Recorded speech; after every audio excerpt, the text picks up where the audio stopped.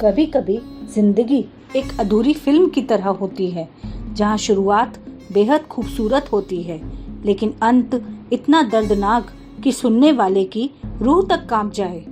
दोस्तों, आज हम बात करेंगे उस हीरोइन की जिसने एक ही फिल्म से शोहरत की बुलंदियों को छू लिया था। लोग कहते थे कि यह बॉलीवुड की अगली मधुबाला बनेगी, लेकिन किस्मत को कुछ और ही मंजूर था। वो सितारा जिसने बड़े पर्दे पर मुस्कुराकर लाखों दिल जीते, असल जिंदगी में इतना टूटा कि गुमनामी और बेइज्जती उसकी पहचान बन गई। उसका नाम था विमी। विमी का असली नाम था विमलेश कौर वधावन। जालंधर के पंजाब में जन्मी विमी एक साधारण परिवार से थी।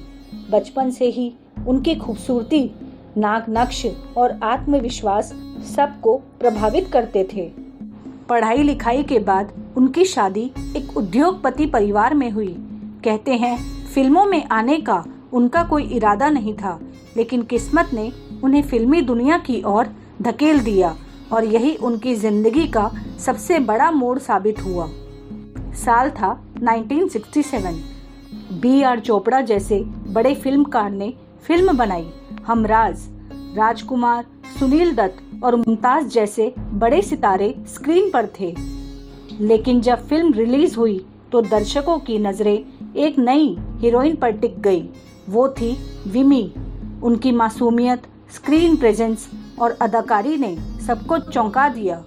फिल्म के गाने उस दौर के सुपर हिट थे।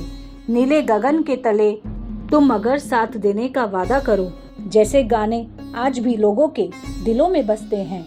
इन गानों में विमी की झलक ने दर्शकों को मोह लिया। उस दौर में अखबारों और मैगजीन में लिखा जाने लगा, बॉलीवुड को उसकी नई क्वीन मिल गई है।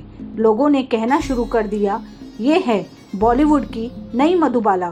पहली ही फिल्म की सफलता ने विमी को स्टारडम की ऊंचाई पर ला खड़ा किया।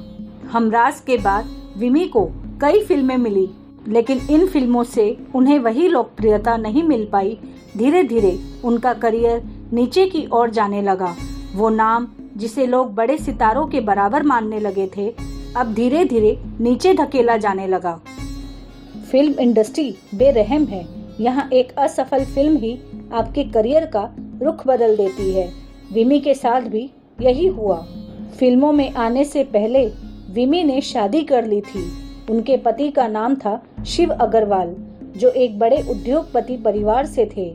इस शादी से उन्हें 2 बच्चे भी हुए, एक बेटा और एक बेटी। शुरुआत में सब ठीक था, लेकिन धीरे धीरे रिश्तों में दरार पड़ने लगी। पति पत्नी के बीच अनबन बढ़ी और आखिरकार यह रिश्ता टूट गया। शादी टूटने के बाद विमी और भी अकेली हो गई। न घर की सुख शांति रही, न फिल्मों का स्थायी सहारा।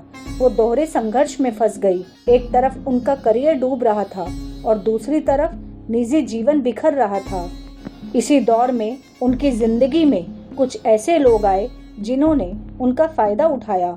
कहा जाता है कि एक फिल्म ब्रोकर ने उनका शोषण किया, उनके नाम पर पैसे ऐंठे गए और उनका करियर और भी बर्बाद कर दिया। धीरे धीरे विमी तनाव में गिरती गई, शराब का सहारा लिया और शराब धीरे धीरे उनकी सबसे बड़ी दुश्मन बन गई। रिपोर्ट्स कहती है कि एक वक्त ऐसा आया जब विमी को अपने घर से भी निकाल दिया गया। वे मुंबई की गलियों में रहने को मजबूर हो गई। जिस अभिनेत्री के लिए कभी लाखों लोग तालियां बजाते थे, वो आज आम लोगों की दया पर जिंदा रहने लगी। और एक दिन था 22 अगस्त 1977। मुंबई का एक हॉस्पिटल जहां विमी भर्ती थी, जनरल वार्ड में। कोई प्राइवेट रूम नहीं, कोई फिल्मी दोस्त या बड़ा प्रोड्यूसर उनके पास नहीं था।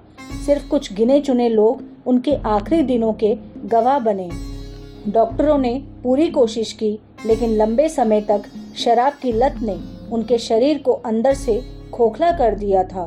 लीवर ने जवाब दे दिया था। 34 साल की उम्र में विमी ने दुनिया छोड़ दी।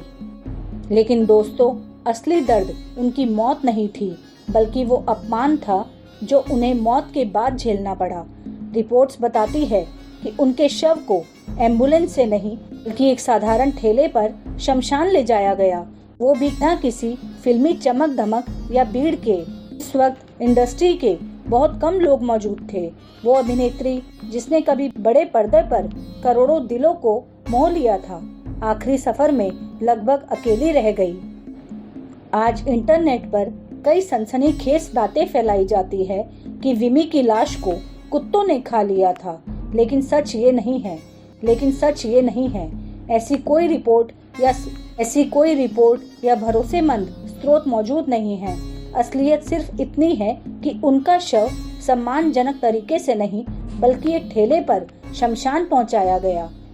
कुत्तों वाली कहानी महज एक अफवाह है, लेकिन हाँ, सच यह है कि उनकी मौत और अंतिम यात्रा बेहद दुखद और शर्मनाक थी।